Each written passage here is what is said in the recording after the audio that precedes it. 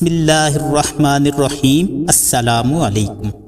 اکثر لوگ یہ سوال کرتے ہیں کہ آسمان سے فیصلے جلدی کیوں نہیں اترتے، ہم پر بند دروازے آخر کیوں نہیں کھلتے۔ لوگ مایوس ہو کر کہتے ہیں کہ اللہ صبر کا پھل کب دیتا ہے، وہ طویل انتظار کے بعد بھی آزمائش کو ختم کیوں نہیں کرتا، کیا اللہ ہم سے ناراض ہے؟ تو ایک بات یاد رکھیں کہ زندگی میں ناکام اور پیچھے رہ جانے والے لوگ وہ ہوتے ہیں کہ جنہیں اس بات کا علم ہی نہیں ہوتا کہ ہمت ہارنے کے وقت وہ کامیابی کے کتنا قریب پہنچ چکے ہوتے ہیں،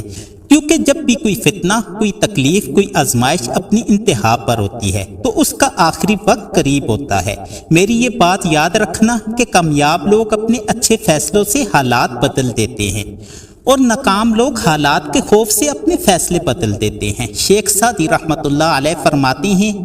کہ مایوسی اور نا امیدی ایسی چیز ہے جو مضبوط سے مضبوط تر انسان کو توڑ کر رکھ دیتی ہے۔ تو ایک عادت جو تمہیں بہت سا اندرونی حوصلہ بخشے گی وہ ہے مشکل سے مشکل وقت میں اللہ تعالیٰ سے اچھا گمان رکھنا، کڑے امتحانوں سے گزرنا، ٹوٹنا، بکھرنا اور اس کے باوجود بھی ہر مرتبہ اللہ سے رجوع کرنا،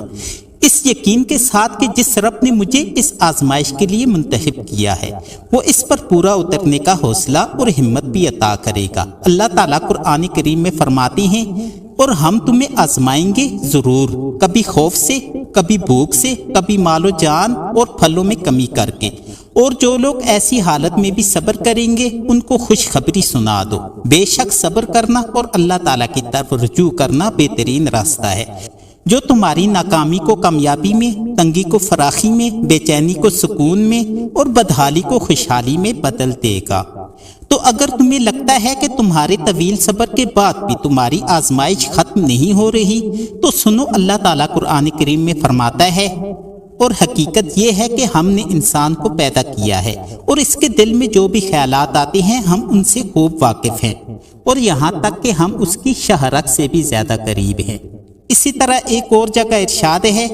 کہ اور تمہارے رب کا معاملہ ہرگز تمہارے ساتھ ایسا نہیں جو بات بات پر تمہاری گرفت کرتا ہو اور ایک ذرا سی بات پر پانی ہی پھیر دے، وہ بڑا فیاض اور کریم ہے۔ جو بندہ بھی اس کا وفادار ہو وہ اس کی خطاؤں پر چشم پوشی سے کام لیتا ہے۔ جانتے ہو کہ وہ کون سا راستہ ہے جو تمہاری طویل آزمائش کو مختصر کر دیتا ہے اور جس پر چلنے کے نتائج عارضی نہیں بلکہ ابدی اور لازوال ہوتے ہیں۔ تو سنو، مشکلات چاہے کتنی ہی سخت کیوں نہ ہو اور آزمائش کتنی ہی طویل کیوں نہ ہو، کچھ چیزیں ایسی ہیں جن سے اللہ کی مدد مل کر ہی رہتی ہے کہ جب تم مستقبل کے تمام خدشات کی فکر سے آزاد ہو کر اپنا معاملہ اس عظیم رب کے آگے پیش کر کے مطمئن ہو جاتے ہو کہ جس کے پاس ہر پرانے زخم کا مرہم اور ہر نئے سفر کی بہترین منزل کا وہ راستہ موجود ہے جو تمہیں دنیا کی نظروں میں باکمال اور اللہ کی نظر میں سرخرو کر دیتا ہے۔ یاد کرو وہ وقت جب حضرت نوح علیہ السلام کی کشتی میں پرانے زخموں سے چور وہ لوگ بھی موجود تھے جو اللہ کے یقین کے سہارے پر ہر طوفان سے ٹکرا گئے مگر ہار نہ مانی اور ان کا بھروسہ صرف اور صرف اللہ تعالیٰ کی ذات پر تھا۔ قرآن کریم میں مذکور ہے کہ حضرت نوح علیہ السلام نے کہا کہ اس کشتی میں بیٹھ جاؤ، اللہ ہی کے نام کے ساتھ اس کا چلنا اور ٹھہرنا ہے، اور یقیناً میرا پالنے والا بڑی بخشش اور بڑا رحم کرنے والا ہے۔ یاد رکھو کہ مستقبل کے خوف اور ماضی کے غم خوشباش انسان کی ہنسی چھین لیتے ہیں۔ ٹوٹے دل اور ٹوٹے رشتے تمہارے ہر اگلے لمحے کو اداس کر دیتے ہیں۔ مستقبل کا خوف تمہیں مشکل آنے سے پہلے ہی مشکل میں ڈال دیتا ہے اور حادثے سے پہلے ہی تمہیں حادثات کے اثرات آ گھیرتے ہیں، لیکن اللہ تعالیٰ کا فرمان ہے کہ جو کوئی تقوی اختیار کر لے یعنی خود کو بچانے کی کوشش کرے اور اپنے حال پر دھیان دے تو وہ یقیناً کامیابی پائے گا۔ اللہ تعالیٰ قرآن کریم میں فرماتے ہیں کہ جو کوئی تقوی اختیار کر لے گا اور اصلاح کر لے گا ان کے لیے نہ کوئی خوف ہوگا اور نہ ہی کسی غم میں دوچار ہوں گے۔ تم خود کو اس مہربان رب کی بندگی میں دے دو جس کی سلطنت میں اس کے علاوہ کسی کا زور نہیں چلتا، اور وہی ہے جو اپنی غالب طاقت سے اپنی بندگی بجا لانے والوں کو ہر آزمائش میں سرخرو کر کے ان کی تمام مشکلات کو آسانیوں میں بدل دیتا ہے۔ نبی کریم صلی اللہ علیہ وآلہ وسلم کا ارشاد مبارک ہے کہ اگر تم اللہ پر توکل کرو جیسا کہ اس پر توکل کرنے کا حق ہے تو تمہیں اس طرح سے رزق ملے گا جیسا کہ پرندوں کو ملتا ہے۔ کہ وہ صبح بھوکے نکلتے ہیں اور شام کو واپس بھرے ہوئے پیٹ لوٹتے ہیں۔ جانتے ہو زندگی میں حزن و ملال کے بادل کب چھٹتے ہیں اور تمہارے دل کی کیفیت باغ و بہار میں کب بدلتی ہے۔ تو سنو، جب تم بڑی سے بڑی مشکل میں صبر کے ساتھ اللہ کو مشکلات پر قادر سمجھ کر اسی سے مدد کی امید لگائے رکھتے ہو، نہ ہی تمہارا دل پھسلتا ہے اور نہ ہی تمہاری نگاہیں بھٹکتی ہیں، بلکہ تم خود کو اس بلند مقام پر رکھتے ہو جو تمہاری بہترین ساخت پر پیدا ہونے کا لازمی تقاضا ہے۔ تو جان لو یہی وہ خوش نصیب لوگ ہیں جن کو وہ قدر و منزلت حاصل ہوتی ہے جو ان کی تمام مشکلات کے ہر راستہ کو آسان اور سہل کر دیتی ہے۔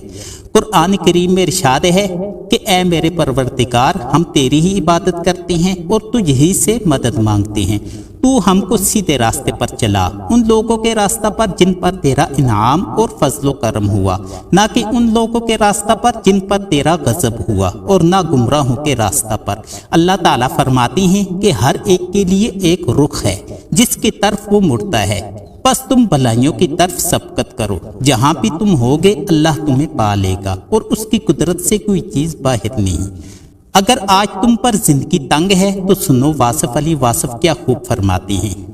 کہ کالی گٹاؤں کے بعد رحمت کی بارش اور ہر رات کے بعد سورج کی کرنیں، غم کے بعد خوشی اور مشکل کے بعد آسانی، ہر آن بدلتے لمحات اس بات کے شاہد ہیں کہ وقت اور حالات بدل جایا کرتے ہیں۔ جانتے ہو خوش نصیب تو وہ ہے جسے اللہ خود منتخب کرتا ہے،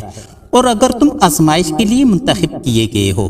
تو یہ بات یقینی ہے کہ تم اللہ کے وہی خاص بندے ہو جو عنقریب بڑا دگنا اجر ملتا دیکھو گے۔ یاد رکھو زندگی کا کوئی خسارہ ایسا نہیں جس کا ازالہ ممکن نہ ہو۔ قرآن کریم میں ارشاد ہے کہ اللہ اپنی مشیت کے تمام تقاضے خود پورے کرتا ہے۔ تم ہرگز ان چیزوں پر افسوس نہ کیا کرو جو تمہاری کی گئی تدبیر کے مطابق نہ ہو، اور جو آنسو تم اللہ کی آغوش میں بہاتے ہو تمہارا رب ان آنسوؤں کا بھرم کبھی نہیں توڑتا۔ اللہ تعالیٰ سے دعا ہے کہ جلد تمہیں کوئی ایسی خوشی عطا فرمائے جو تمہاری آنکھوں کو رلا دے، جو تمہارے تمام غموں کو مٹا دے، جو تمہاری زندگی کو سنوار دے۔ امید ہے کہ آپ کو یہ ویڈیو پسند آئی ہوگی۔ سب سے گزارش ہے کہ ویڈیو کو لائک کر کے جتنا ہو سکے شیئر کریں، اور میری حوصلہ افزائی کے لیے ایک اچھا سا کمنٹ کر دیں۔ جزاک اللہ خیرہ۔